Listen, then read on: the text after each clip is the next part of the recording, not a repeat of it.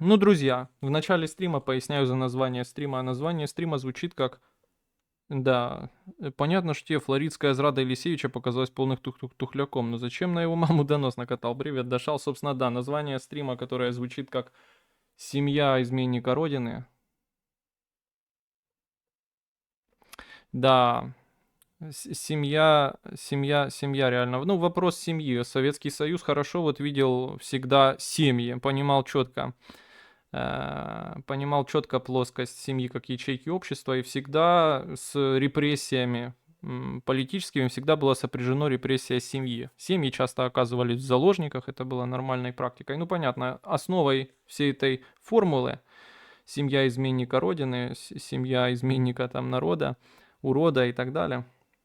Понятно, что основой идей для такого названия стрима послужили события, которые развернулись вокруг, ну я не знаю, как его описать, честно говоря, его послужного списка не знаю. Ну пусть будет блогер, наверное, политический обозреватель, псевдоэксперт Елисеевич, да.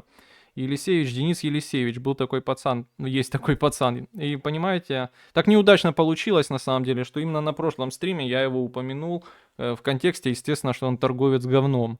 Торговец говном. И, честно говоря, вот был бы я популярным человеком, реально популярным, меня посмотрели тысячи людей. И если бы я же увидел себя же и свои же слова, и после этого какие-то последовали преследования, связанные с этим Елисеевичем, я бы подумал, что ебать, контора работает, очевидно, человек конторский.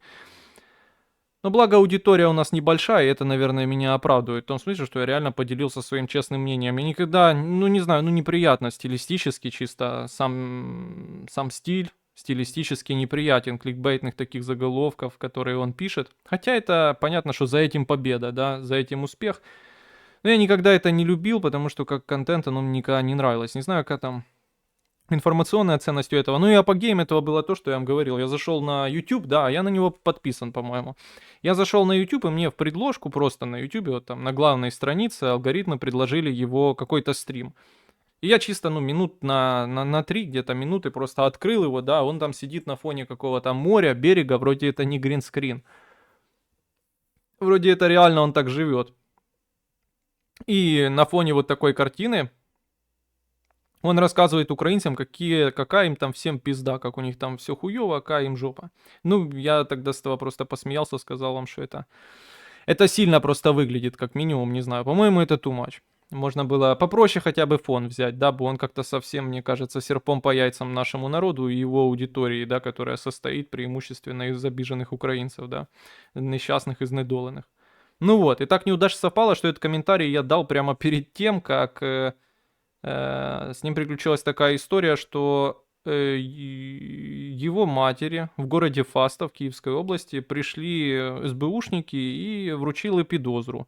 Ну, обиск і підозра. Підозра у вчиненні такого кримінального правопорушення, як виправдання збройної агресії Російської Федерації проти України. Вроде как, ну, то есть это тайна, да, и никто ее не рассказывает, что конкретно послужило поводом, да, но вроде как послужило поводом обвинение ее в выправдании сбройной агрессии, послужило поводом репост какого-то ролика самого этого Елисеевича, да. Мы понимаем, что специфика его деятельности оппозиционной с критикой украинской влады она связана, ну, он популярный человек. И очевидно сразу выстраивается связь, что, вероятно, его мама из всех там остальных жителей Украины была замечена не случайно, да, не случайно, и, наверное, преследования ее связаны с его деятельностью напрямую. Понимаете, просто есть однозначная уязвимость во всех репрессивных законах, направленных против свободы слова, против свободы мысли. Я всегда о ней говорил. Сами из себя эти законы, они специфичны в этом смысле, да. И когда мы начинаем рассуждать в правовом поле государственном, в правовом поле юрисдикции, мы начинаем играть на их поле, на поле государственных репрессивных законов, какие в Украине, да. И в этом смысле ты сразу ставишь себя в заведомо проигрышное положение, потому что с правовой точки зрения наверняка можно доебаться до любого человека, до нее, в том числе до этой женщины. Не связывая это с деятельностью напрямую самого Елисеевича, можно доебаться и сказать, что она выправдовывала сбройную агрессию Российской Федерации. Потому что, по сути, Ну, как я уже говорил, истина в последней инстанции это какая-то лингвистически там хуически почерковедческая экспертиза, да, понятно, что это экспертиза, как скажут, так она и будет.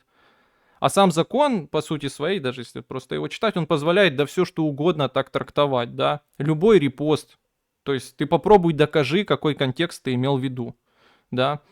Любые слова критики также можно при желании растрактовать как оправдание вооруженной агрессии и так далее. И в этом смысле, ну, если заходить дальше просто того, что это изначально репрессивные законы, и основная их проблема это в широте трактовок, что многое под это можно подтянуть, то тогда ты ставишь себя в невыгодное положение. Реально, с правовой точки зрения, очень сложно на этом поле, да, очень сложно доказать, что это преследование, оно связано с деятельностью самого Елисеевича, да, что это попытка через его мать оказать на него давление. Вот. Ну, в общем, все это в любом случае выглядит печально, тревожно. Мне очень тяжело что-то новое сказать, учитывая, что я всегда эти законы критиковал и всегда об этом говорил. И о проблемах с ними связанных, да. И всегда говорил и критиковал людей, которые их поддерживают, особенно публичных, что они сами уже могут стать жертвами этого закона, просто пока что не располагают к тому обставины, да. Но по мере того, как государство и обкатывает эти механизмы, и как это приходит в норму, да, и как сужается просто количество оппонентов власти, да, рано или поздно эти люди, им придется либо полностью и безальтернативно подчиниться мейнстримной повестке информационной, да, то есть им заткнут рот, либо они сами станут жертвой этого. Это было много раз доказано, да. И понятно, что по мере сужения какого-то противодействия государству, да, оппозиционного, э, острость, да, скажем, острота, не знаю, накал этой борьбы внутри государства, он будет только нарастать, да, ну, то есть чем меньше оппонентов, тем ярче противоречия у оставшихся. Это, я думаю, понятно, да. В принципе, и сама Украина это уже доказывала, да, что по мере сокращения, скажем так, оппонентов украинской влады, оппонентами становятся уже все, скажем так, те, на кого до этого еще внимания не обращали. Поэтому мне здесь сложно повторяться. Но вообще Елисеевич смог поднять такую волну, что добился пока что как меру пресечения только ночной домашний арест. Что для Украины на самом деле еще ого-го как неплохо, потому что обычно такие дела очень жестоко судятся, и везде фигурирует формулировка, что такая жестокость, она связана с...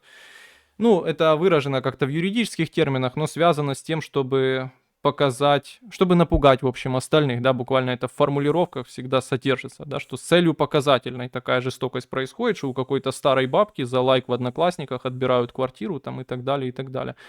Может, и у них квартиру в Фастове теперь отберут. В общем, вот такие дела. Вот такие дела. Вот такие дела. Не знаю, что здесь еще, что еще об этом можно добавить. Я что-то хотел сказать, что еще не говорил про такие законы, и про такую деятельность. Но давайте попытаемся оценить то, как это обсуждалось, что ли, в украинском информационном просторе. Выделить, наверное, можно только, ну, вот такую специфическую фигуру Лачен, да, один из активных спикеров на тему посадки мамы. Он одобряет, естественно, посадку мамы Елисеевича, и причем одобряет ее по той линии. То есть для этих людей это нормально. Они принимают картину того, что, вероятно, ее преследуют за деятельность самого этого Елисеевича. Нужно ли говорить, да, что репост скриншота с заголовками, с первьюшками с канала Елисеевича, это, в принципе, украинское законодавство, репост такой, тоже может трактовать как оправдание вооруженной агрессии, да, например, там, Лаченом. В том числе. Ну, я просто к чему, что он конкретно молодой парень, совсем молодой, да, там плюс-минус мой ровесник, у него еще, ну, впереди долгое будущее, у него большая аудитория. Он, вероятно, увидит и смену власти в Украине какую-то неизбежно в будущем, и наверняка сам когда-нибудь столкнется с таким же давлением, преследованием своих родственников и так далее. Это просто я увидел только потому, что он молодой, да, и в этом смысле еще у него будущее очень большое, наверняка он вспомнит этот день, когда с ним наверняка приключится то же самое, потому что это, ну, свойство политики в нашем регионе. Ну вот. Не знаю, нет смысла, наверное, обзор всех мнений в Твиттере этого там делать, потому что там, ну, люди меня поражали своей жестокостью. Опять-таки, речь идет о самом святом. о маме, да, и в этом смысле какая-то китя-навидница, ну, какое-то плюс-минус такое говно, да, там пишет так, что вот-вот-вот, мать посадить, это, ну, это я не придумал, то есть это уровень жестокости там этого, что-то коты нажали, простите. Да, уровень жестокости, да, этого человека. Вот-вот, эту мать посадить, а ему написать с предложением, чтобы он отомстил. И когда он согласится, посадите его. Но она там, наверное, не в контексте, что он в Америке, но просто типа уровень кровожадности, да, людей, какие уроды существуют, если говорить о слугах урода. Тоже логика, конечно, многие проводят параллели с российским государством, что российское понятийное государство именно родителей не трогает, маму не трогает обычно. Жен трогает. Ну, я, честно говоря, руку на пульсе не держал. Наверняка, если анализировать политические преследования в России, я уверен, что мы найдем кейсы, где российское государство преследовало родственников непосредственно. Часто приходится говорить о сравнении российского государства с украинским. На прошлом стриме мы говорили в плане давления на адвокатов. Сегодня мы говорим в плане давления на неугодные какие-то голоса, на оппозицию, но теперь уже в разрезе преследования родственников мамы. Зеленский сам на квартале говорил, что еврейская мама это особенное, что-то ценное. Удивительно, что все они, он, Ермак, еще все люди из офиса президента, почти все евреи. Но это их тоже не остановило, несмотря на какие-то особенные, о которых сам президент говорил, отношения с мамами. А может, это наоборот и послужило причиной. Ну, в общем, вот такие пироги. Все досадно, грустно и вызывает только апатию в общем и целом.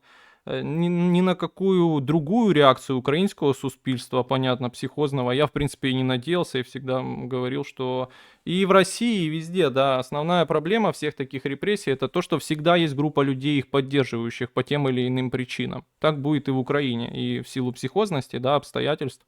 В Украине это будет даже ярче, да, люди будут поддерживать такое активно, это будет большая прослойка людей. Опять-таки, в правовом смысле рассуждать нет никакого понту, потому что государство однозначно докажет, что связи между мамой и Елисеевичем, то есть нет, да, то есть они не собираются и не ставят за мыту, нет такого повода, типа для них давить на мать, давить на Елисеевича через его мать. То есть в этом смысле ты сразу проигравших, если пытаешься с ними в неправовом государстве с неадекватными репрессивными законами пытаться вести какие-то дискуссии, да, в юридическом ключе.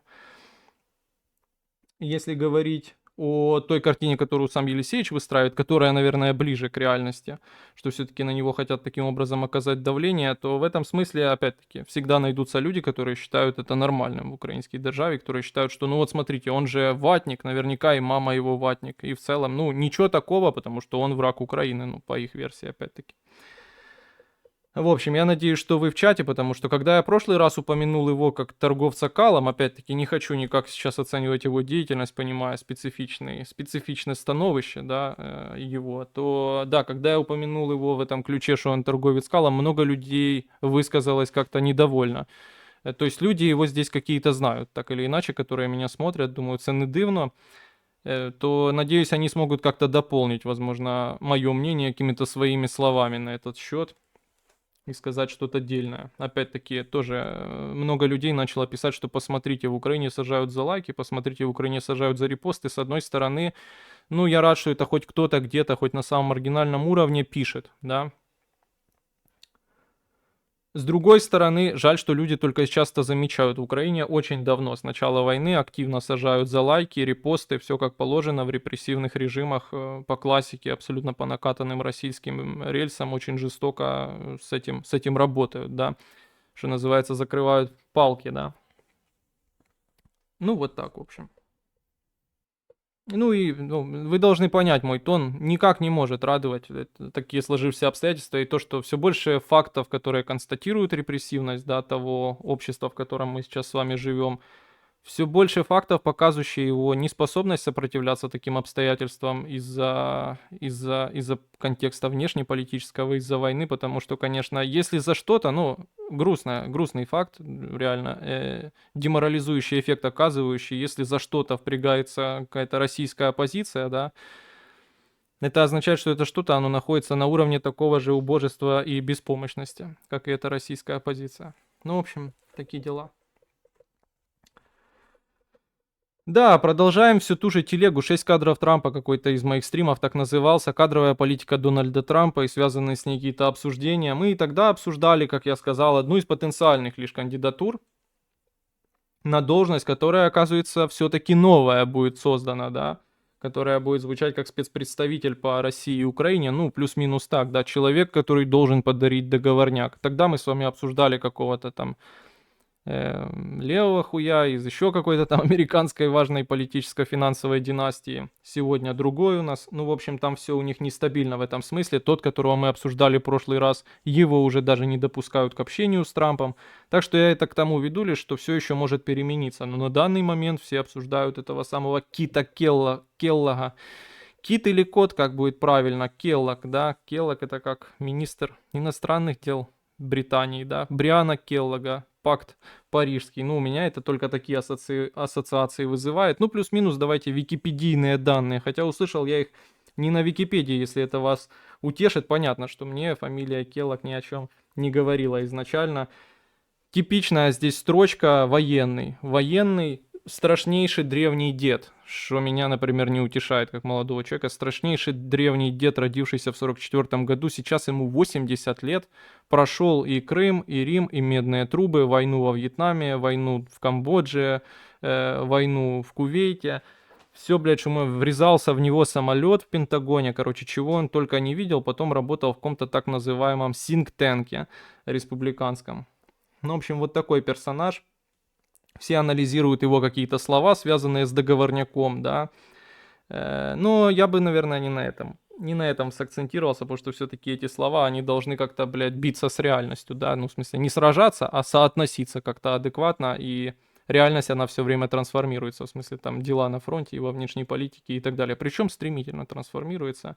Я бы сосредоточился на том, что мы читали в прошлой статье касательно того, где западные журналисты и аналитики рассуждали на тему решительности, нерешительности, а потом стремительной, резкой, как кал в унитазе, стремительности Джо Байдена, да, в отношении поддержки Украины. Вот он ни хера не делал, а потом прошибло его. Почему? И там много было разного. Рассуждали на тему видения внешней политики и отношений с Россией через призму школы холодной войны. И это, наверное, классический кадр школы холодной войны.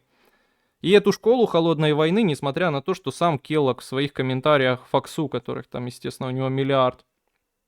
Да, нужно еще сказать, что он на Пенса работал. Люблю я персонажа Пенса, который, ну, в целом Трампа предал, да.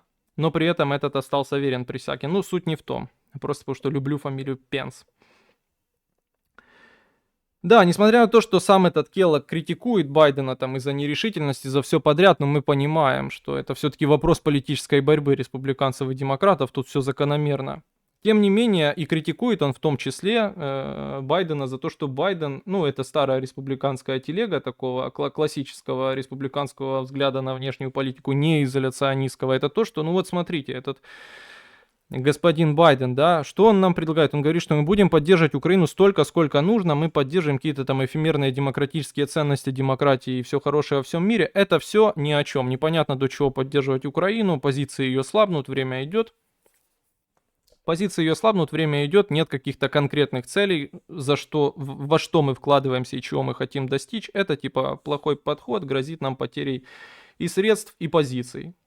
Несмотря на то, что он его за это критикует, мне кажется, что за этими словами Байдена всеми будем поддерживать столько, сколько надо и так далее, конечно, скрывается серьезная группа какая-то людей, которая в Белом доме, скажем так, занималась каким-то стратегическим планированием по Украине. И подход этот, да, опять-таки ссылаясь на ту статью, где они говорят, что Байден отталкивал и не прислушивался к людям с современным подходом, а прислушивался все к тем же советникам, которые видели все через призму подходов холодной войны, да, и напряженности в Европе.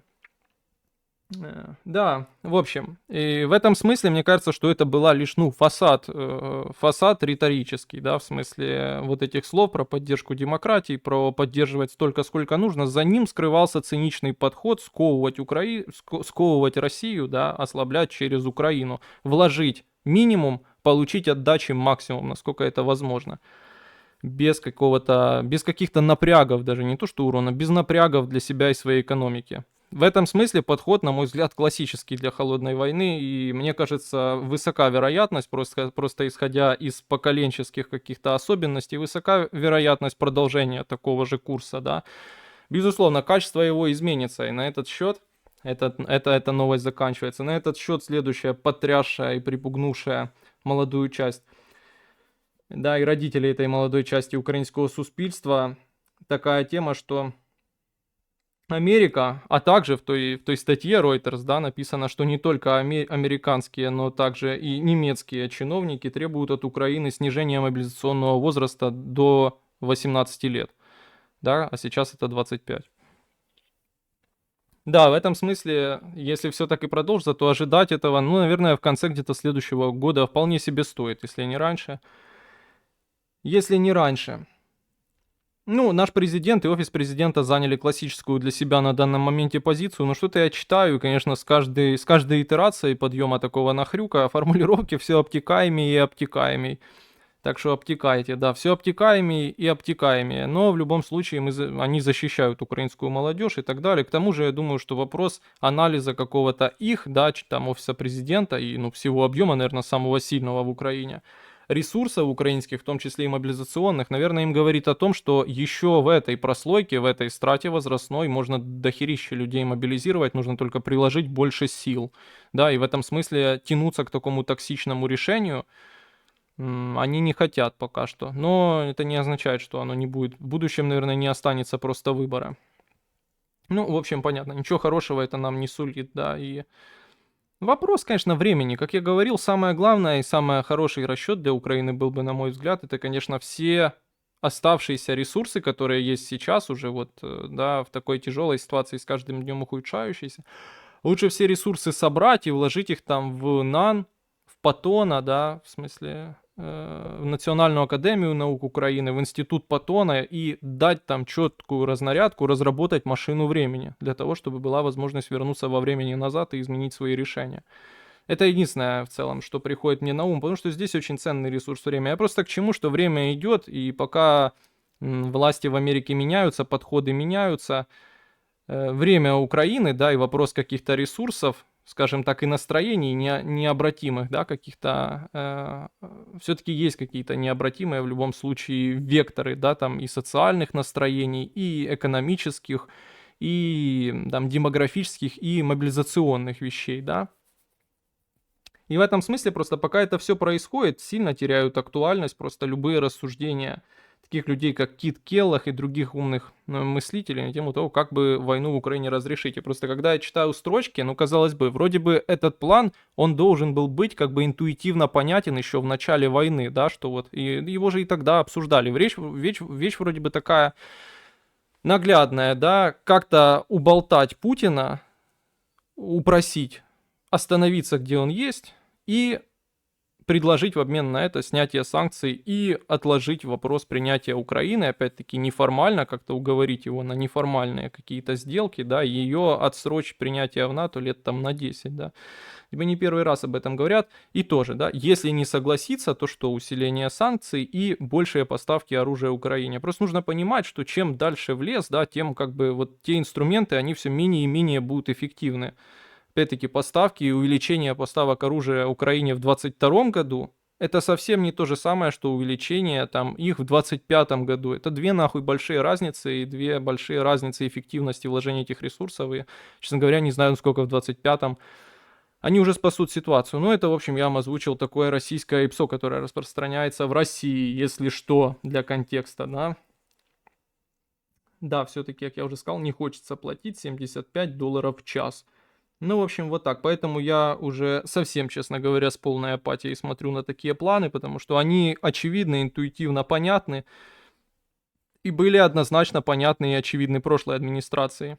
Никто ничего не хотел предпринимать и, видимо, не планирует радикальных там с ног на голову переворотов стратегии, да.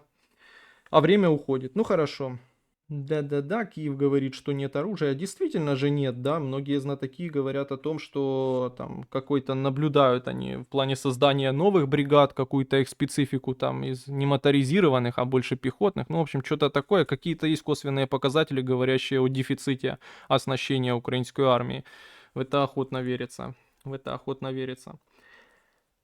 Хорошо, Америка. Ну, ви бачили, Південна Корея, Південна чи Північна. Південна Корея не дала у мирового оружия, и я когда чуть подробнее ознакомился с вопросом, ну, чуть, это реально чуть подробнее, я узнал, что, оказывается, ну, как и во многих странах, есть ограничение законодательное в Южной Корее в плане передачи оружия воюющим странам. В этом смысле я что-то не понял медийного прикола. Майкл Щур там как, нормально себя чухает? Как они так умудрились укрутить ситуацию, что это вообще правда, я уже стал даже сомневаться. Что господин Умеров якобы ездил получить оружие, ну, в ситуации, где ему его точно не дадут. Да, есть вариант классический для таких случаев перепродажи через какие-то третьи там failed стейты, да, которые будут посредниками в этом вопросе. Но медийно так все преподали, что он поехал получить оружие, а ему его не дали. Ну, я не знаю, умеют они там, конечно, умеют они в политтехнологии, не знаю, как они этого добились. Просто заведомо в такой ситуации, где точно не будет решения и совместного красивого брифинга с журналистами, где они отчитаются о поддержке украинской демократии, ехать и так выстраивать картину, ну, было очевидно большой ошибкой. Еще и на фоне того, что такие вещи, как Министерство обороны и так далее, они у нас тоже, их как бы популярность, она все время под большим риском находится, да, коррупционных скандалов, то тут нужно за каждый прикол держаться, за каждый позитивный повод, а уж точно не создавать себе новое негативное. Ну, в общем, честно говоря, пребываю в трихуе с материала британского The Telegraph, который там, ну вот, заголовок, да, материала звучит как, заголовок просто материала звучит, что это как иметь дело с крысой, загнанной в угол. Естественно, вспоминается тот легендарный спич Владимира Путина про то, как он загнал крысу где-то там в подворотне в Петербурге и, видимо, потом расчленил и съел. Ну, в общем, крыса, да, вот эта крыса, загнанная в угол, это, видимо, какой-то основная линия вообще, пронизывающая всю Восточную Европу. Ну, в общем, крыса, загнанная в угол. Материал Телеграфа, где они берут комментарий анонимный у работника Центра комплектування та соціальної підтримки, територіального центра комплектування та соціальної підтримки, где они распространяют российское ИПСО про якобы интервью, которое они якобы взяли у сотрудника ТЦК. Ну, я там был охуевший. Ну, то есть понятно, что это все нам понятно. И банальность зла нам известно еще со времен Второй мировой войны и Холокоста, да, как это устроено и так далее. Не провожу параллели, это опять-таки выдуманная российская пропаганда. Но хорошо, в принципе, думаю, каждый взрослый плюс-минус человек понимает, как это на общечеловеческом уровне устроено, да. И, ну, так сейчас везде. То, что он описывает, реально везде. Он описывает там много страшных вещей про то, как он поборол в себе человеческое, да, про то, как он поборол в себе милосердие и научился не сочувствовать людям, которых он, ну, вот это ворует, берет в плен. Хотя поначалу говорит сочувствовал. Потом он рассказывал, как планка его захвата людей опускалась. Раньше он говорит, что, ну опять-таки, это же все палки, их требуют выполнять план. Раньше он рассказывал о том, как он оценивал людей, которых он видел на улице, этот сотрудник, но это страшно, и псоха. Рассказывал, что он старался, ну, покрупнее бычков отбирать, явно чахликов, как я, не брать. Сейчас, говорит, уже похуй, берем всех подряд. Ну и, в общем, говорит, что на любой блудняк люди способны, как крыса, загнанная в угол. И тех, кого мы загнали в угол, они, естественно, шлют нам проклены и обещают с нами расквитаться опосля, да, как вернуться. Так что, ну, вот такая, в общем, жизнь у них не сладкая. Завершается этот разговор, это интервью очень красиво на такой драматической ноте, где этот сотрудник говорит о том, что, ну, в конце концов, я считаю, что лучше быть в ТЦК, чем от него прятаться, что мне нравится быть частью системы. И говорит, что, ну, лучше уж, да, ловить, чем быть пойманным. Ну, в принципе, оно лишь подтвердило то, что каждый из нас, я думаю, и думал, и понимал, но страшно это, конечно, читать, в реальности страшно. Он там тоже интересно описывает, что люди адреналин берет верх. Люди даже, у которых все справно с документами, все равно трясутся и боятся встречи с нами. Представьте только, как это развращает людей, да. Я вот люди постоянно рассуждаю, как страшно будет, когда люди вернутся. Страшно жить, блядь, с такой огромной кастой силовиков, которые охуеть развратились, типа, большой очень властью над людьми. Это и они, и мусора, и это дикие будет иметь формы, потому что это реально очень серьезные психологические последствия, наверное, блядь, похлеще тех там, которыми всех пугают травмированных людей реально. Потому что такая власть, она быстро людей развращает, да. Ну и понятные тоже вещи подтверждены были про то, что и у ментов, и у них, у всех все зависит от того, что либо ты выполняешь план, либо тебя самого сошлют туда. Это тоже известная вроде практика. Ну, в общем, страшный и печальный материал, потому что констатирует известные вещи о нас. Ну, в общем, вот такая ипсоха. Вот такая ипсоха. Да, ну, Майдан грузинов, план Сапун. Россия реализовывает в Грузии план Сапун, вывела людей на Майдан, пытается разрушить проевропейскую демократию. Я уже много раз на этот счет говорил, и, наверное, чаще всего я в жизни и на стримах говорю вот это, что я уже очень много раз говорил. Ну, в общем, про Грузию мы уже давали положняк, мне кажется, с того момента ничего не изменилось, смешно выглядит. Ну, прикольно, я чувствую этот вайб, да, канал политтехнолога Башка, где он там каждый пердеж освещает на улицах, у этого есть такой четкий устойчивый вайб 14 року Украины, да, там, где все идут на институтскую, там, блядь, ну и какая-то такая хуйня. Хотя мне тогда тоже было 15 лет, это важно понимать. Да, но вайп этот, несмотря на то, что он чувствуется, конечно, очевидно, это явно не тот случай. И полимеры все проевропейские, на мой взгляд, проевропейские силы в Грузии, ну, не знаю, насколько у них были шансы в связи с контекстом, да, в Европе, но тем не менее, полимеры вот эти, они все проебали протестные, потому что все растянулось во времени, а тут все важно очень, все ценно, и в общем, шансы майданные я оцениваю очень низко. Я считаю, что внимание к ним преувеличено, да. Думаю, ничего там уже не будет. Ну вот так. Касательно вот этого, как я уже сказал, трио евроинтеграционного, где Грузия какое-то время была на первом месте, но я думаю, вы видели, да, вирусица все время с разной интенсивностью. Вот эта книжка на украинской мове «Чему у Грузии вдалося» или там что-то такая какая-то шляпа. Ну, в общем, да, какое-то время даже была на первом месте. Понятно, что сейчас-то война страшный разрушительный удар нанесла по прозападным силам в Восточной Европе. Все они, блядь, столкнулись с серьезными проблемами, которые и так у них назревали, потому что уровень жизни не растет, а, скажем так, люди уже не особо на обещалки ведутся. Люди уже и умнее, и, ну, если одно и то же эксплуатировать, оно надоедает. Об этом всем, вот, да, ничего не меняется, об этом всем я говорил, когда обсуждал, стрим так и назывался, по крайней мере, запись на YouTube так и называется, «Выборы в Молдове», да, молдавский народ изъявил свою волю, все в шоке. Идем далее. Да, ну тоже, зачем я это выписал, там с 5-летним каким-то затишьем более-менее в Сирии активизировалась с новой силой какой-то война, причем так, что в плане крупных масштабных наступлений про западные силы, если так можно сказать. Когда-то до войны в Украине это было важно, я за этим как-то внимательно следил, но тем не менее. Про западные силы какие-то там берут Алеппо, такое Алеппо, ну, громкий штамп прям медийный, там Россия его и бомбила, и помогала Асаду, ну и все с этим связанное. Понятно, что мы помним, что Россия вывела войска, когда война в Украине пошла, ну не так, видимо, как планировалось, вывела там свой контингент из Сирии. Его там пытались заменить на что-то проиранские силы и так далее. Но, видимо, все это не помогло в любом случае, потому что не знаю, как там обстоят дела, но знаю, что они там подошли уже вплотную к городу Алеппо. И, в общем, какие-то проблемы все время с разной интенсивностью, как я уже сегодня говорил, с разной интенсивностью преследуют режим Башара Асада.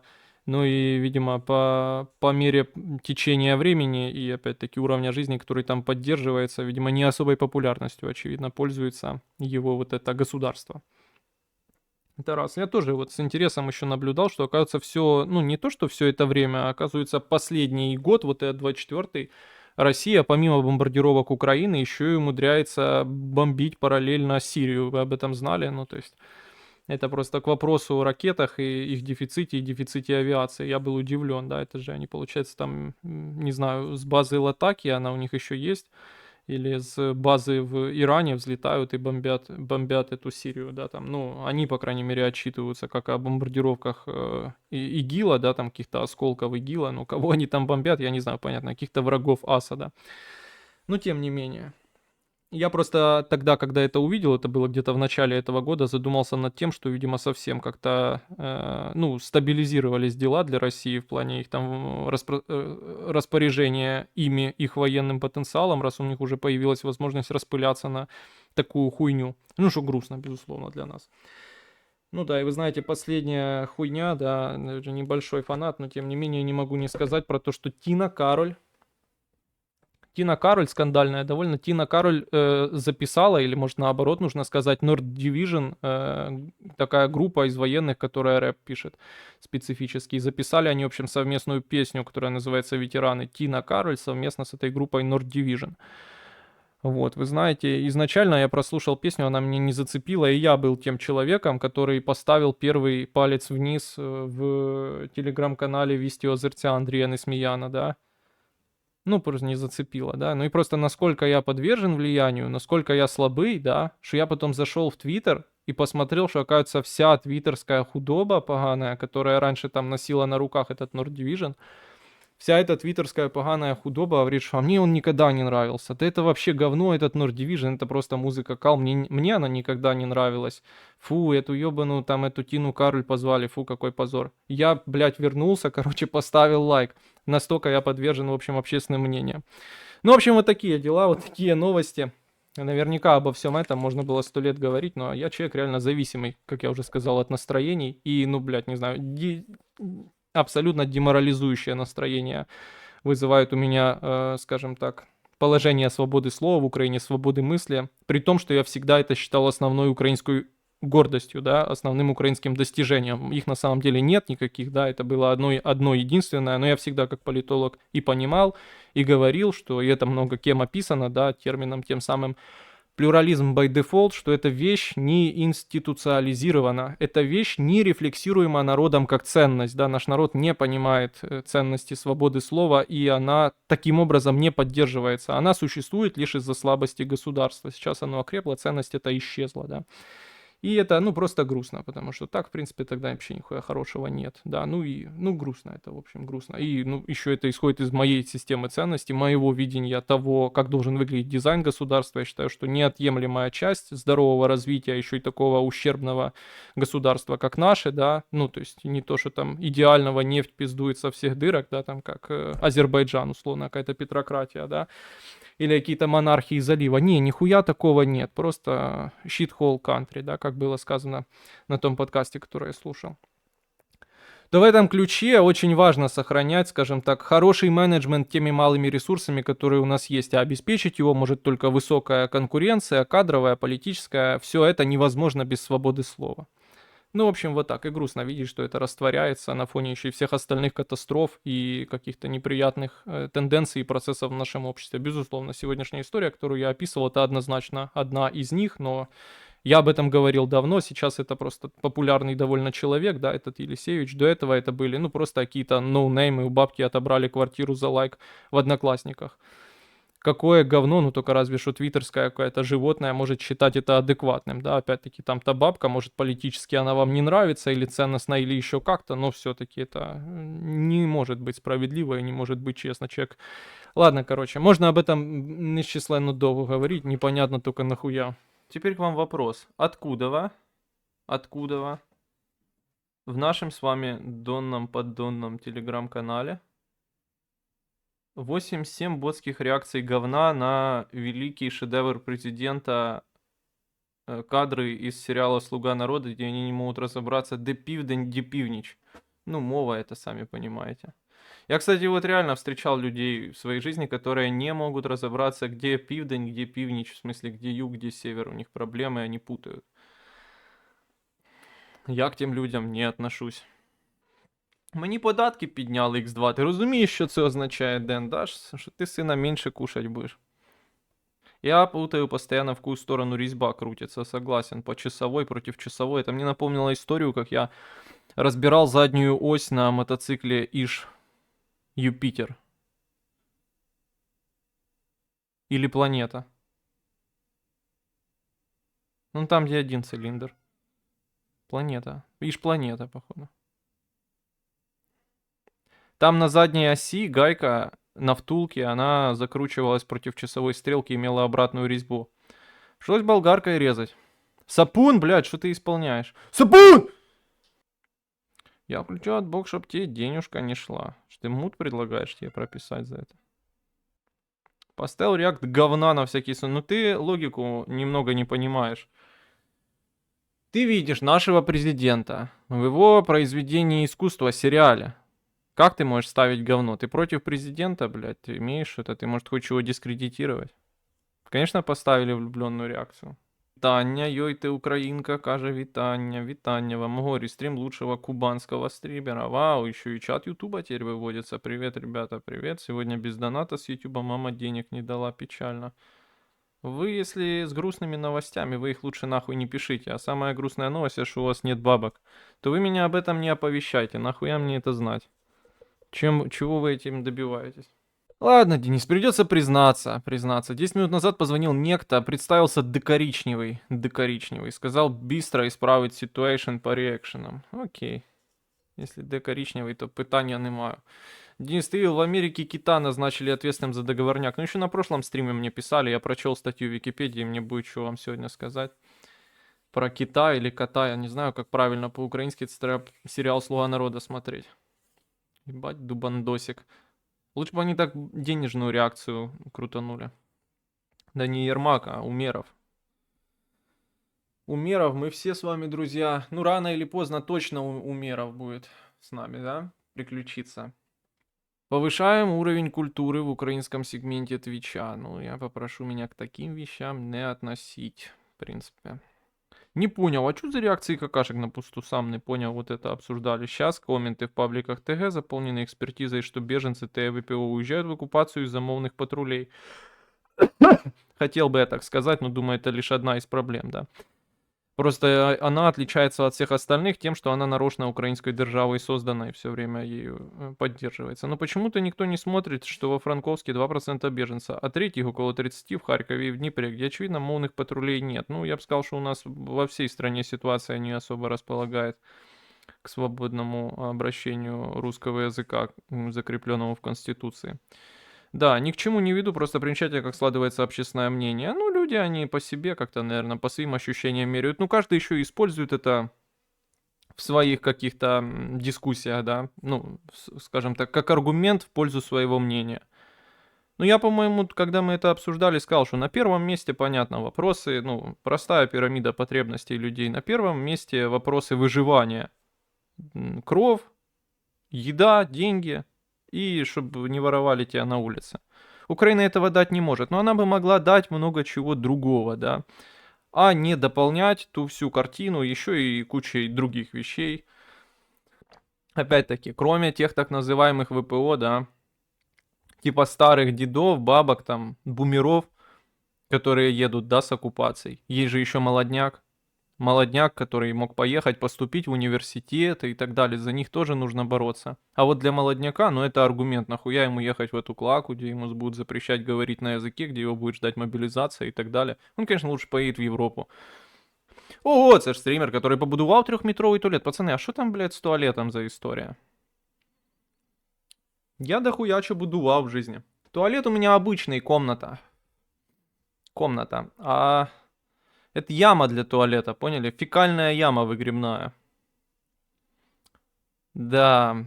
Яка приїхала зі Львова і буде доебывать до всех. Ну, понятно, какую атмосферу они в стране построили. Нетерпимости, шовинизма. Ну, они этого добивались. Вопрос только зачем? Будто бы это какой-то рай на земле, куда все так и лезут, как мухи на говно, только отсеивай плохого качества. Это не так абсолютно. Абсолютно не так. Те, у кого такие потребности на первом месте, это манкурты, зрадники. Пошли они нахуй. Совершенно верно, как осина.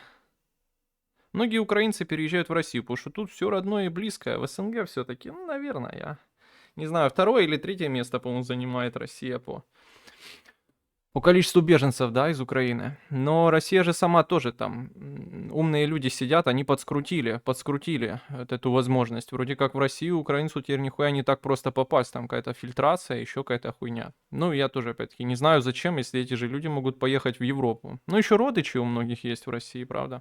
Особенно у людей на востоке страны, ну, наиболее пострадавшего от войны. И так далее, и так далее.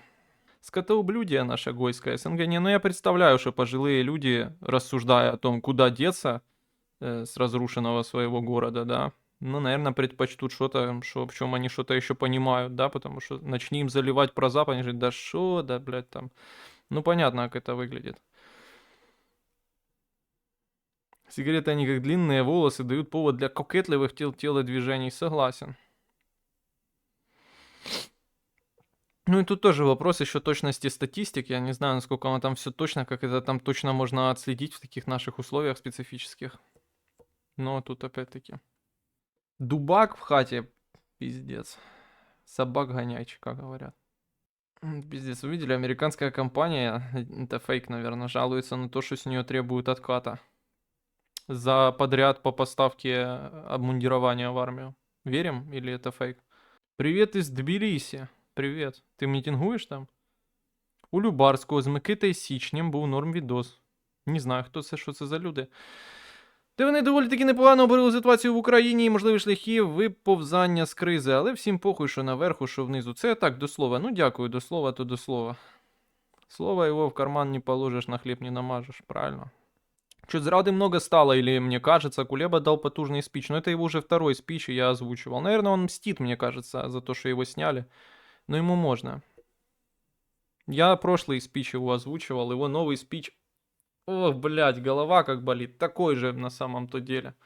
Джаракс пишет. Я с Донбасса, а Донбасс порожняк не говорит. Я с Донбасса. Жил в Москве много лет, вообще остались родственники вражки. Но я лучше буду от мовных патрулей уебывать в Одессе, чем оставаться в Путиноленде.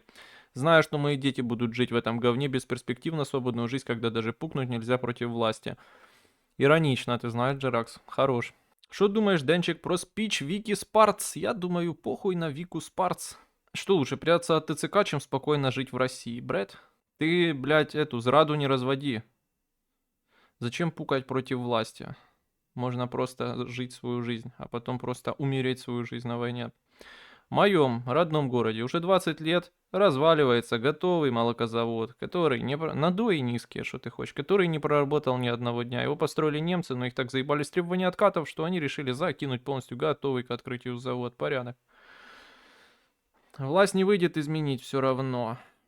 Окей. Даю оцінку. Нюрнберзький процес був судом чи судилищем? А яка різниця? Судилищем, звісно, судилищем. Судилищем? Ну что это меняет? То есть... Вы тоже присоединяйтесь к украинцам, которые ездят в РФ. Мы их засуджуємо, вони зрадники України. Через ТЦК можно оформить бесплатную путевку в суджу и поможете заодно родині. Это правильно. Суджу надо. Перше, мені здається, що і корейці відшили Умерова за те, що приїхав з пропозицією тємки з відкатами. Ай. Если долго не пукать, то потом большой газовый взрыв будет. Порядок. Как сказал Зеленский, орешками размахивает своим Путин. Все еще смешно с новости про Янину и отказ в гранте. Это похуй на нее абсолютно, и на грант ее тоже поебать. Что за фубль нема новин? Так уже развалилась экономика России. Что-то грустный ты сегодня, так а хули радоваться, Артемий. Дорогой мой. Это на ютубе он написал. Я не грустный, я как обычно. Ну еще сегодня целый день без света сидел, блядь. Естественно, я не очень радостный. Это арктическое безумие не особо веселит. Ну, реально, не особо веселит. Я, бля, сегодня орешником даванул в штаны немного. Я чекаю электрохарчу. Чекаю. Жар тут синюватый я не буду. Рублей осталось на 2-3 дня. Рублю пизда. Там скоро заморозят им эти депозиты. Донатим рубли пока можем. Лучше не надо. Лучше оставьте себе, пацаны. Лучше в этой твердой валюте, в гривне. Есть какие новины про Милея? Давно не проверял. Ну чё, у Милея там все стабильно, надои растут, госдолги выплачиваются. Вот как выплатит госдолг, так его и застрелят потом или что-то будет. Как с этим, да, это Кашин, по-моему, продвигал такую версию, да, ну, озвучивал. Блин, часто, ну, реально, регулярно вспоминаем Кашина, но тем не менее.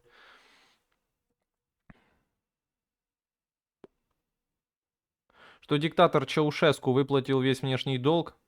После этого его растерзали. Думаете, рептилоиды такого не любят? Насколько бы ты оценил качество знаний в том месте, где ты получал образование? Высоко. Ты ж, блядь, знания зарабатываешь, не то, что они тебе там падают с неба. Ну, я же, правда, только в одном месте учился. Мне сравнить не выйдет. Так що оценка сразу ограничена. Бачив, як Пипа вчора радісно розповідав, що їбане по нам своїм орешникам йобаним. Просто пізда, тип веселиться, жарти травить, що передбачають опади. Да, говорит, как на солнце там температура будет вообще. Мощно он говорит, да. Привіт, стрімлер. Чув, що сказав речник МЗС Тихий про зниження мобілізаційного віку? Ну да, подтвердил то, что Америка требовала. Насчет Каашена. Писал ему, у него вроде личка открыта. Личка открыта, не писал, боюсь, пока что не о чем говорить. Но есть пару тем, да. Так чё, когда стрим с Соскиным будет? Никогда, чувак, ты сразу тюрьма. Ты что, не понял, где ты живешь, блядь? Еще мать мою, блядь, в тюрьму посадят, уже менты приходили домой. Ужасающе интересно звучит про Милея. Ну так а как, блядь, вы хотели? Че, ебанулись? Вы думаете, я за каждой там хуйней слежу в перде мира? Ебать. Столько бы вы платили. Сколько вы требуете? Залупят за такое, залупят только так.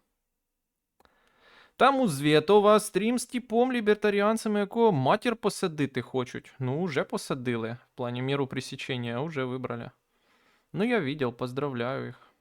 Електрику дали, це добре, але світло дає твій стрім, согласен.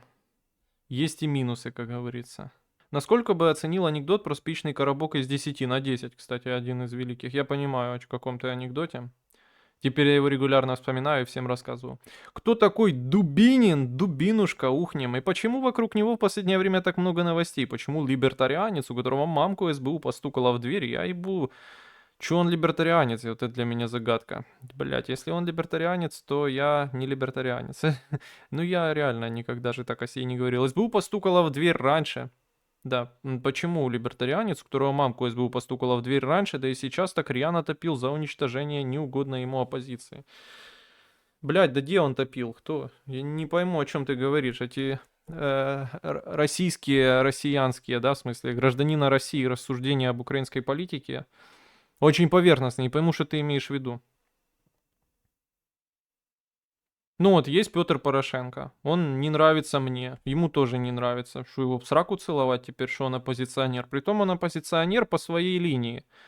Он и такие люди, как вот этот Елисеевич, это не пересекающиеся вообще вещи, в принципе, параллельные абсолютно.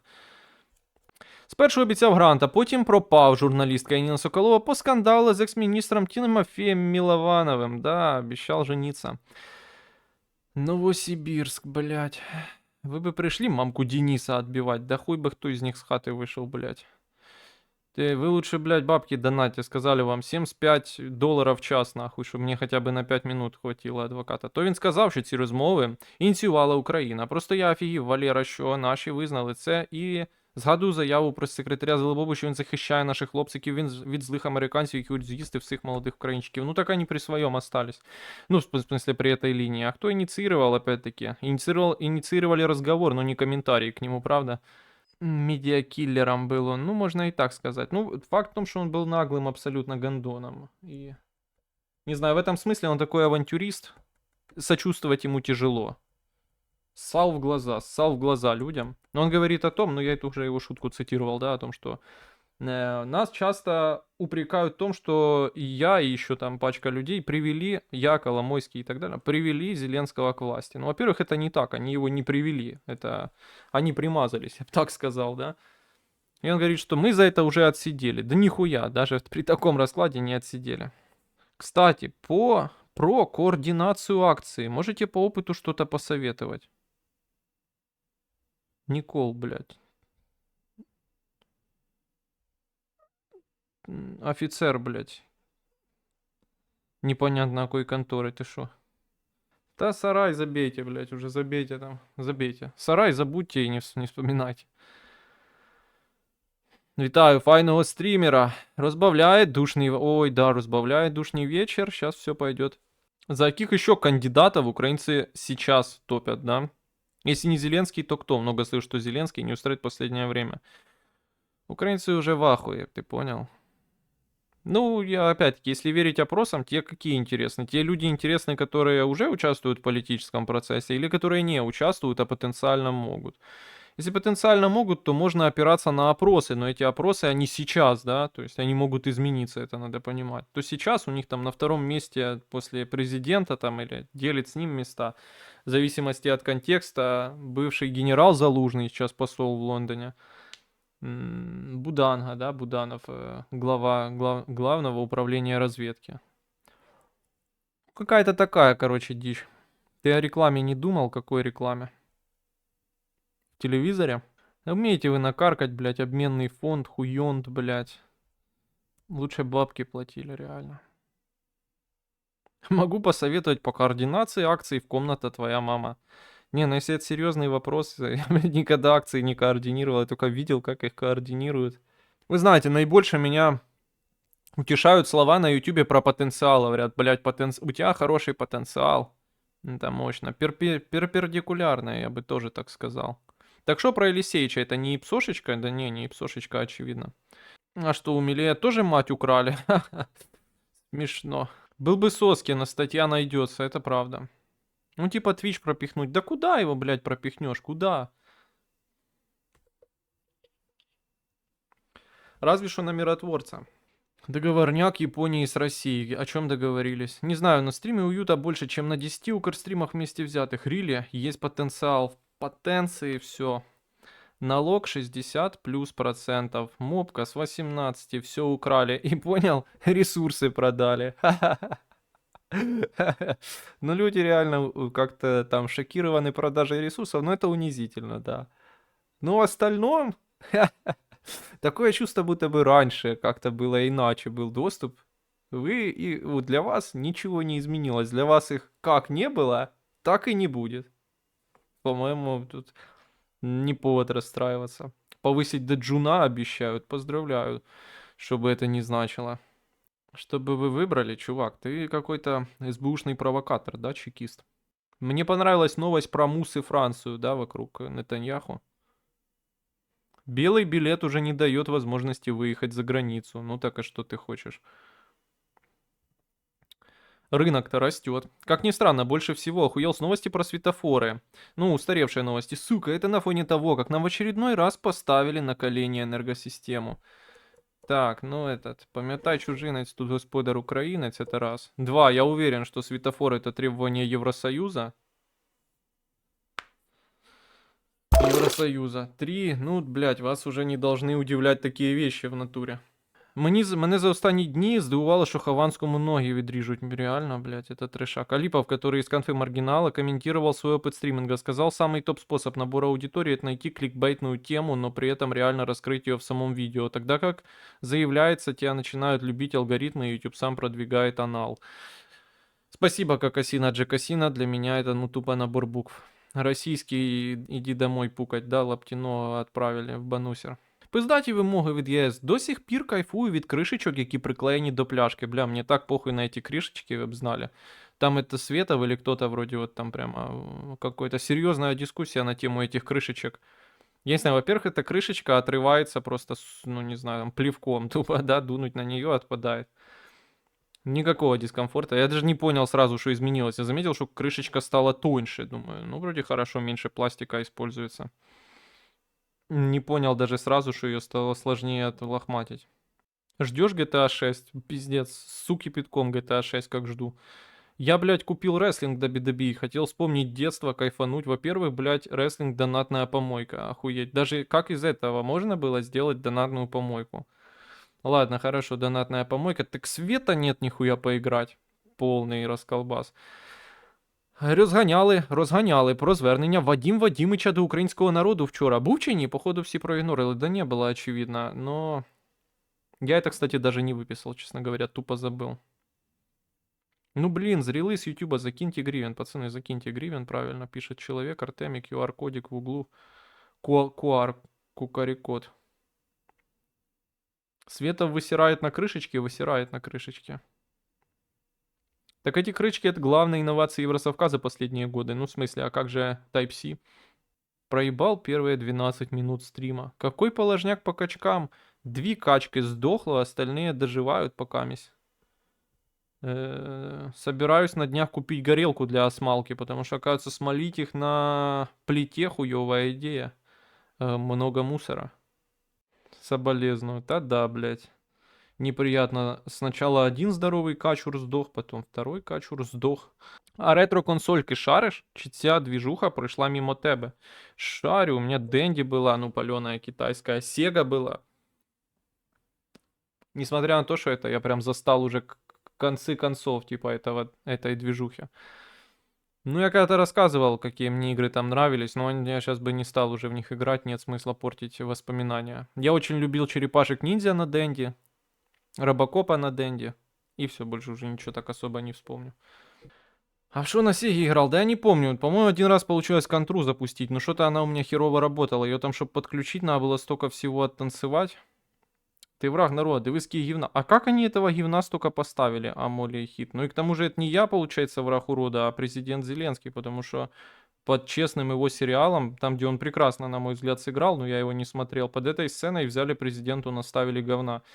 Ну, откровенно стыдно за свою аудиторию, блядь, абсолютно антипатриотично. 88, блядь, говна натыкал какой-то, какая-то крыса ботская накрутила. Пытается, сука, скомпрометировать нас и президента. Что тревожно, безусловно. Судя по названию стрима, это надо быть в контексте украинского суспільства. Огласите тему нашего сегодняшнего собрания. Тема собрания «Семьи изменников Родины». Враг народа — это Отто фон Бисмарка изобретение, это изобретение Тирпица немецкого. Я один узнал о сериале «Слуга народа» после того, как Зеленский президентом стал. Не, я слышал, что его снимали, но не смотрел, и поэтому никогда не понимал людей, которые носятся на полном серьезе и говорят: боже, это самая успешная в мире политтехнология. Этот сериал сделал президента Зеленского президентом Зеленским, да, сделал там комика Зеленского президентом Зеленским. Буквально люди выбрали президента из сериала в президенты реального. Пизда, вы переоцениваете влияние этого сериала. Да, они выбирали комика из «Квартала», и все. Реально, тех, кто там смотрел этот сериал, не знаю, наверное, людей в России его больше посмотрело, чем в Украине.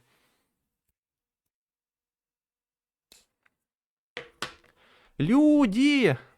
Хороший сериал. Ну, по крайней мере, то, что я видел.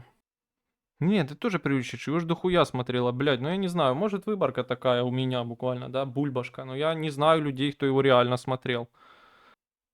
І коли в черепахах на Денді був прикольний, можна було фінального Шредера побідити. А ось недавно виявилось, що це був захист від піратства. Капець, жорстко нерви в дитинстві поплава. Да, така ж тема була з GTA 4, там, где камера раскачивалась, тоже как борьба с пиратством.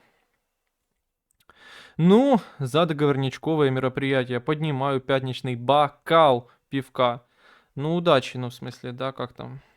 Приятного пивка. После вчерашнего обстрела заметил конфронтацию между каналами типа монитора. Один говорит, что ПС пиздит по поводу Колову сбития, некий Ванек, другие защищают. Что думаешь? Да пиздит наверняка. Тут нехуй даже думать. Но думаю, что это не самое важное.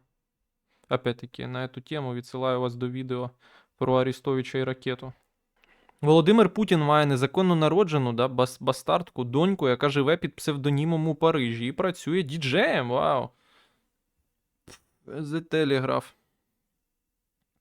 Что ж вони, блядь, у диджеев все идут, я ебу. Ну, потому что, а чё, деньги есть, все есть, кайфуешь.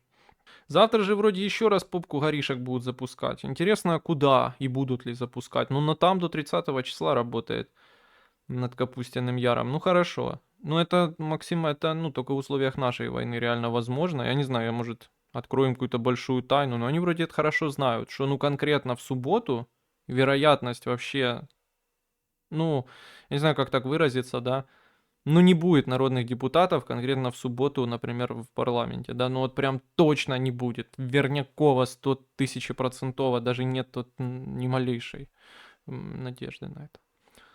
Бо у нас в субботу не рабочий день, в субботу шаббат. Хорошо. Ой, вопрос не по теме. Какие ты поговорки или присказки необычные слышал от людей. Однажды лежал в больничке и брали кровь из вены на анализ.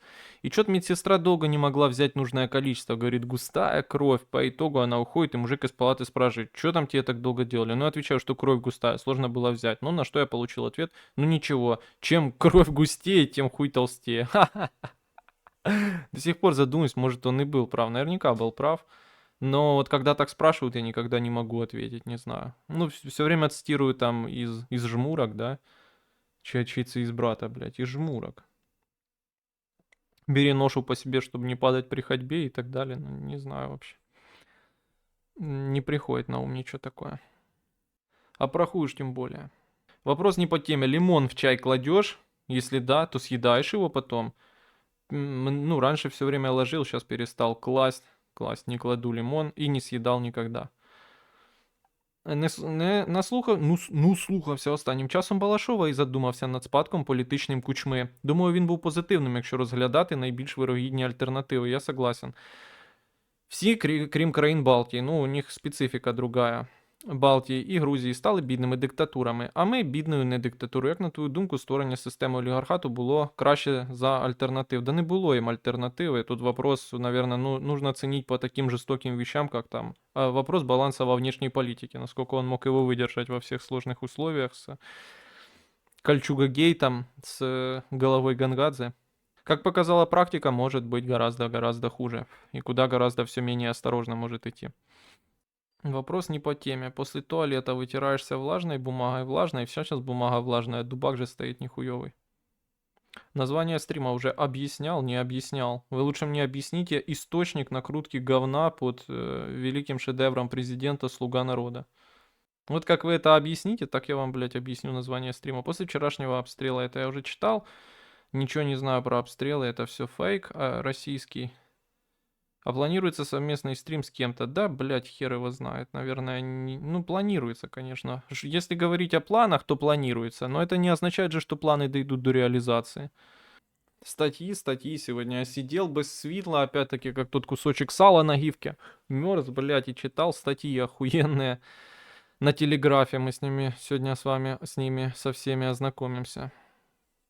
Прочитал про Альфред фон Тирпиц. Он больше про флот. Вот слоган: мировая политика как задача, мировая держава как цель и флот как инструмент. Тирпиц, главная тут стратегия, чувак. 2 года завидуйте. Тю, блядь. Шо без света делаешь, кста? Мерзну. Жду свет, пока нет света обычно. Я в Киеве, на Печерске. В Липках, да, живешь в Липках. Ну ничего, трусись, сказали тебе, что пробивает укрепление в глубину бункеры. На станции глубокого залягання. Но я думаю, що їх невозможно реально уничтожить. Я не згоден, що не було альтернативи олігархату. Ми могли стати як Казахстан чи Азербайджан з подібним клановим чи династійним режимом. Но я не согласен, потому что культура разная. У них буквально кланы это часть их культуры. Да. Если угодно, можно сказать, что кланы, что такой вид олигархата, который у нас был, это кланы просто вот такой, с такой региональной спецификой культурной, да. Думаешь, есть вероятность, что кому-то выгодно медийно топить мониторинговый канал в Харькове? Не пойму зачем, в инсте много хейта к нему. Сложно поверить, что так много искренних людей, пишущих, предупредил на 0,2 секунды позже, чем нужно. Или тех, кто откровенно пиздят про канал. Не, я думаю, что у них конкуренция охуенная. И, наверное, в рамках этой конкурентной борьбы наверняка заказухи и все такое присутствует. Бо видишь же вроде, ну как бы, это финансово емкая, да, в себе. То есть там быстро растет аудитория, рекламу можно продавать. Я так это вижу. Грузию не обговорювали, а что там обговорювать? Ну, у меня строчка выписана на этот счет. Не вижу смысла, что тут обговаривать. Давно понятно, что война в Украине здесь выступила, конечно, акселератором таким. И катализатором. Катализатором раскола, развала, что ли, нашего. Ну, трио, да, евроинтеграционного, где Грузия была какое-то время ведущей, да, на первом месте. Ничего не видят, блядь, как хорошо. Пиздец совсем. Охуя, ничего не хотят, блядь, европейского будущего в своей стране. Ебанушки. Сейчас поговорим, кстати, о европейском будущем, между тем. Ебанушки, ебанушки. Ну хорошо, что у них есть молодежь сознательная, может она вырулит, да. И будет у них так же хорошо, как у нас. 29.11, да? Да. Читаю ваши комментарии, жду донаты. Особенно жду комментарии и донаты, которые помогли бы нам подробнее раскрыть тему. Так гораздо больше мотивации и всегда гораздо более интересно получается. Хотя обычно почти не получается. Что там Дубинский и его семья? Ну, я сказал, что он какой-то гондон. Политические преследования и репрессии не поддерживаю, потому что его репрессировали не за то, что он коррупционер, не за то, что он там гондон. Его репрессировали, когда он начал власть критиковать слишком рьяно. Ну, это раз, да, это то, что надо понимать четко. Второе, немного компрометирует его мученический статус, как я сказал, да, там под пытками, то, как он свободно ведет трансляции из зала заседаний, то, как он свободно ведет телеграм-канал. Я не говорю, пойди умри под пытками, просто делюсь своими эмоциями. Я видел, что у него стрим со Световым, но я не могу сказать, что это что-то хорошее, типа... Светова многие не любят, в Украине еще большее количество не любит. Это какой-то вид поляризации, понимаешь? Я люблю Елисеича, мне нравится, как он зраду нагоняет. Ну, я тоже не могу сказать, как, блядь, там оно как, понял? Ну, я не то, чтобы его смотритель какой-то большой. И к тому же нужно сказать, что я ненавижу формат стримов, я его почти никогда не смотрю. Потому что из 100 часов бессмысленного пиздежа тяжело вычленить мысль. При этом, да, сам стрімлю, ну, такое говно. А сім'ю цього ж Арестовича не репресували в Україні? Якщо ні, то виникають цікаві думки. А які тут думки? Ну, я не знаю, какой там Арестович, к чьей там, блядь, он конторе принадлежит. Не знаю ничего об этом. Но то, что несистемно еще репрессируют семьи, ну, я не знаю. Это слабое утешение, честно тебе скажу. Хз. Был ли мотив напугать, сажая бабку за лайк? Если об этом почти никто не говорил в интернете. Ну, не знаю. Вообще с твоего канала узнал об этом. Опять-таки, это же их формулировки, да? СМИ игнорировали эту тему, а наоборот должно было быть максимальный форс. Чувак, всем похуй. Как я уже сказал, для украинцев не является ценностью свобода слова. Они ее никогда не понимали. Они живут только, ну, вот таким примитивным популизмом. Ну, если сказали, что враг Украины, значит враг Украины.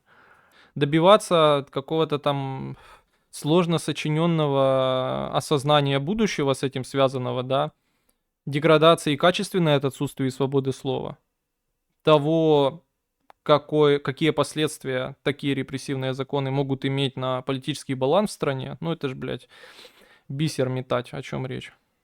Так сажают за репосты и лайки против государства. А власть даже сейчас все критикуют и никого не сажают за критику. Ну, пойди спроси его, он тебе скажет, что он за государство, а критиковал власть. Какая, по-вашему, вероятность договорняка? Договорняк не будет, будет перемога. Лайки против государства. Ну эти не лайки, а классы. Лютый дед. Таким дедам надо памятники чугунные на вокзалах ставить, а не по спецпредставительствам сажать. Да, медаль за взятие ошибки. В моем районе пара пенсионеров делали репосты, а затем навели ракеты на критический объект. Вы и дальше жалеете подобных тварей. Хорошо, блядь. Не знаю, ну мне кажется, что наводителю ракет выгоднее придерживаться, очевидно, патриотичной риторики. Тогда, получается, он невычисляемый. Я не знаю, нужно ли объяснять, что это не связанные преступления между собой. Ну, то есть, наводить ракеты это одно преступление, репосты это другая совершенно хуйня. Опять-таки, должна работать, ну, при в любой юрисдикции, да, основа основ, презумпция невиновности. Пока мы не доказали, что кто-то наводил ракеты, мы не можем их судить за то, что они наводили ракеты, их в этом обвинять. Это какая-то, ну, бля, пиздец, я не знаю. С такими деградантами неудивительно, что так все хуево потом в стране, они еще ноют, что у них все хуйня и все разваливается. Вот, здравый комментарий. Я уже месяц после избрания Трампа по дому прыгаю, молюсь на договорняк. Главное верить. По преследованиям родственников в РФ, не родственников, матерей именно. Да, там это тоже в практике. Сажали брата Навального и отца Жданова, одного из главных функционеров ФБК. Родителі Сирського, да? А є приклади країн не першого світу, в яких збереглася свобода слова і плюралізм під час війни за виживання. Не так багато країн ведуть війну за виживання.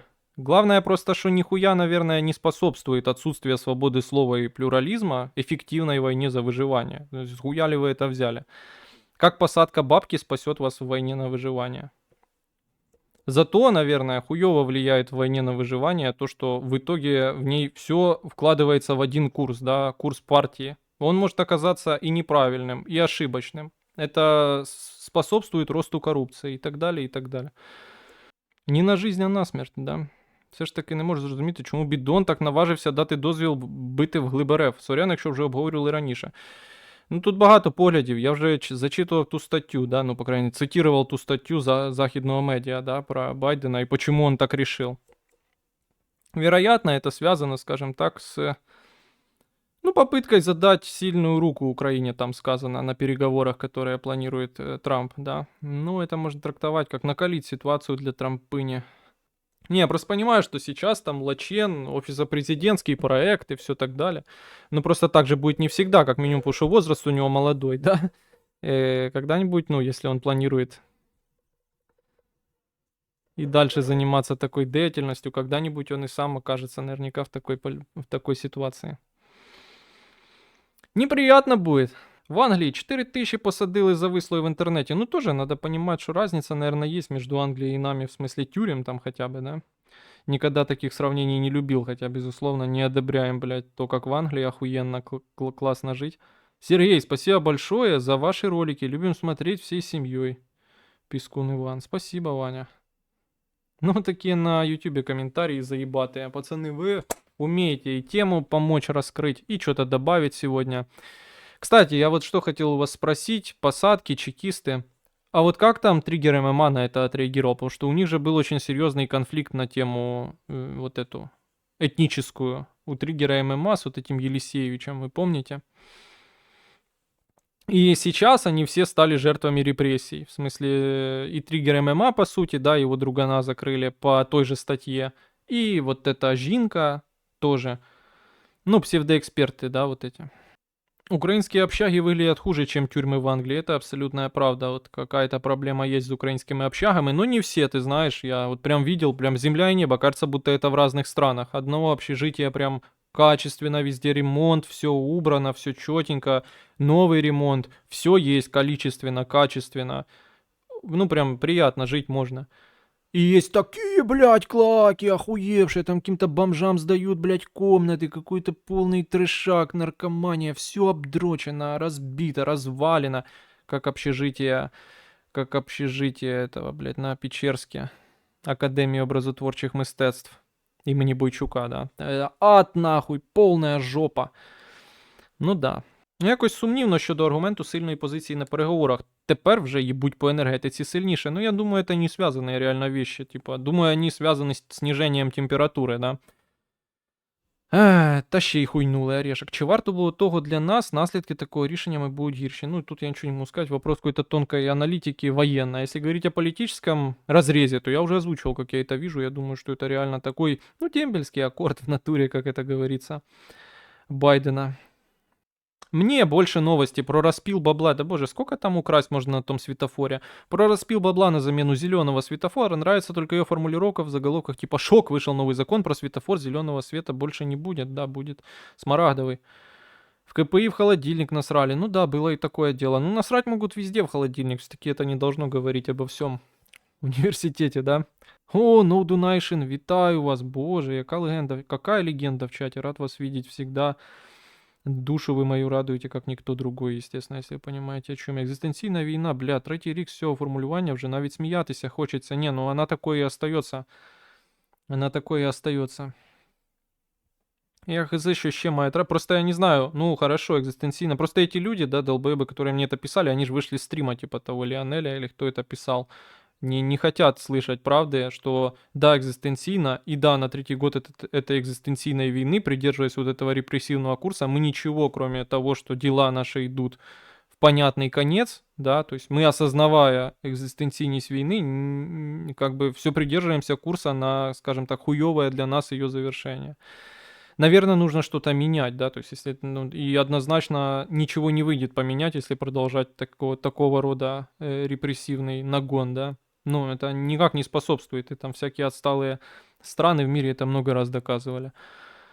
Прочти мой коммент, об этом писал даже Джон Миршаймер. Джон Миршаймер этот, да, из Чикагского университета сомнительный персонаж, да, несмотря, это просто знаешь, это как идея о том, что рынок существует вне зависимости от, имеющая смысл идея вне зависимости от экономической модели государства, так и, на мой взгляд, реализм в политике безальтернативная вещь. Мы можем описывать как захочем, но там условно право сильного, оно безальтернативно, да, то есть и ну, ты никуда от этого просто не деться. Но выводы, которые он из этого делает, они мне непонятны.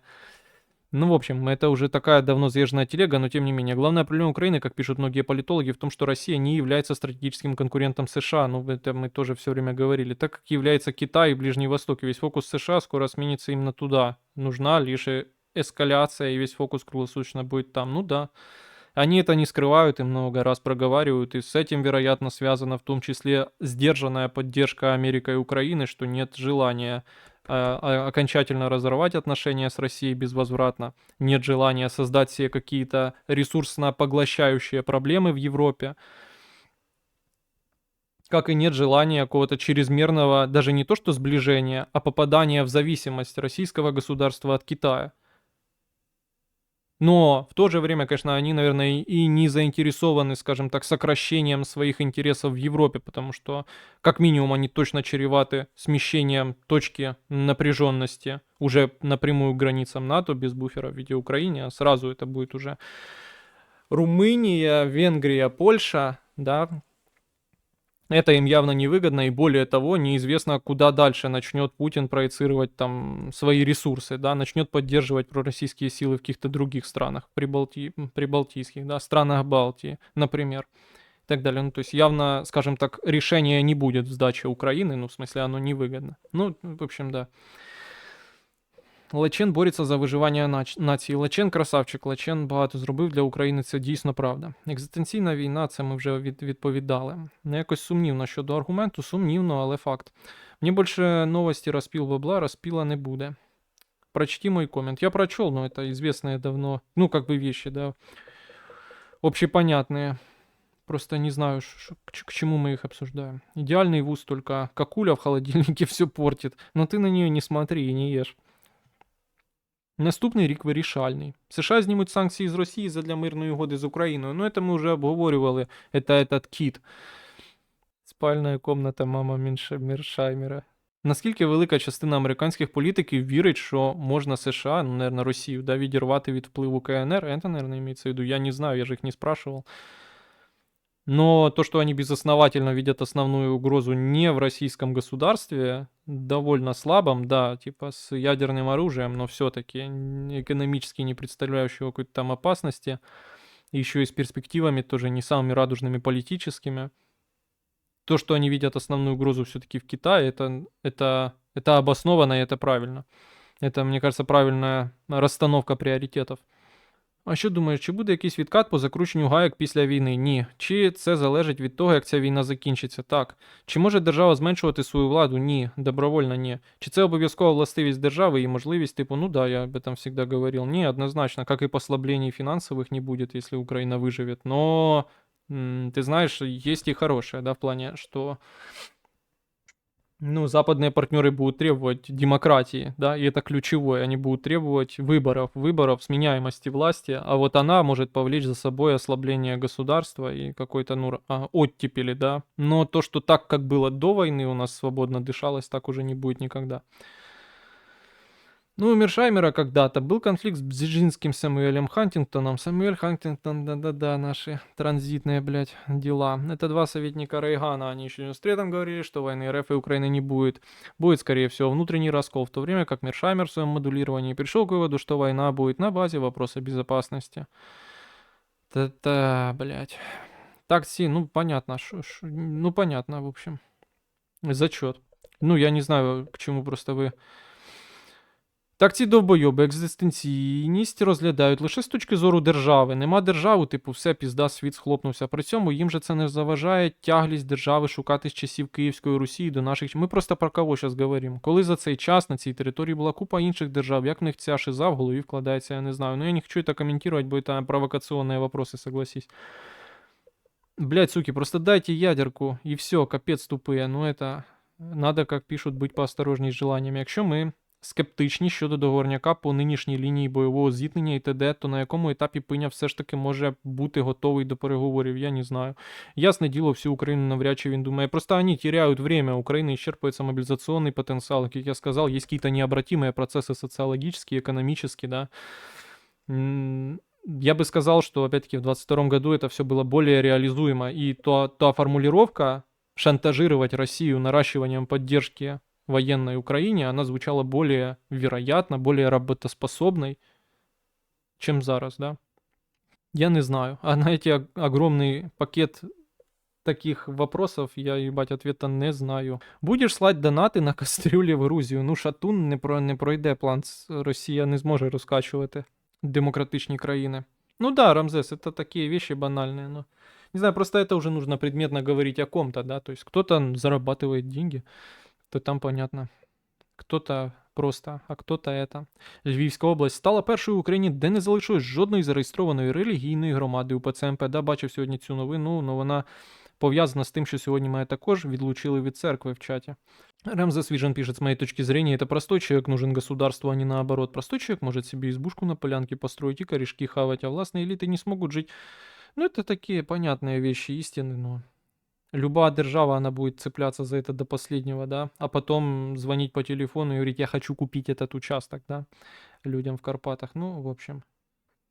Я просто не стоит упрощать. Это такие понятные вещи и очень пропагандистски хорошо работающие, и наверняка за ними будущее, за такими простыми популистичными лозунгами. Но мне самому от них, конечно, тошновато, да. И когда я читаю в шапке, ну простите опять за это, Елисеевича читаю в шапке канала там политики-паразиты и так далее, я хуй его знаю. Мне как-то не по себе. План Шептун. А то, что это так, я думаю, это понятно.